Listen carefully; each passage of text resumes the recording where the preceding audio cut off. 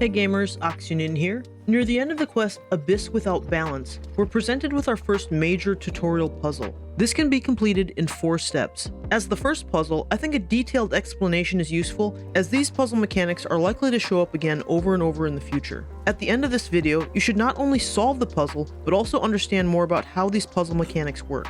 Okay, step 1.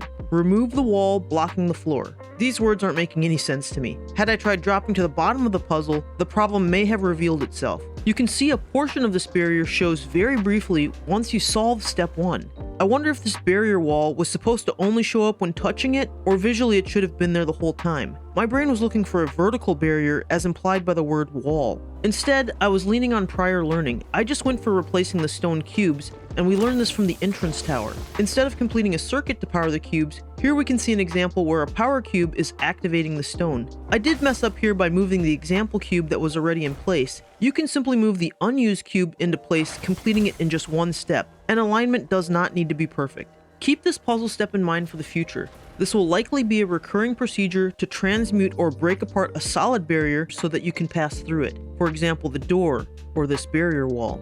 Steps 2 and 3. Synthesize the abyss cell. Again, these words really aren't making any sense. The word synthesize leads me to believe I'm crafting something. I thought I needed to combine these 3 small pieces into one larger piece. However, for step 2, the clue here is to observe what doesn't match. In this case, there are spotlights that highlight the 3 sockets. The 2 horizontal ones already have blocks installed. These must be the abyss cells. And to me, it kind of looks like installing a CPU into the appropriate socket on a motherboard. What we're supposed to notice is that the vertical socket on the wall does not have a cell installed. The hologram is actually guidance indicating, put this part here, like this. And then we have step 3, learning and using force palm. Observe the hologram and learn the force palm skill, and then use this skill to push the cell into the socket. In the quest detail, I think install would have been a better word versus synthesize. It's clear now this hologram was intended to guide you in placing the abyss cell, as well as pushing it into the socket using the new skill. Okay, now these things are moving.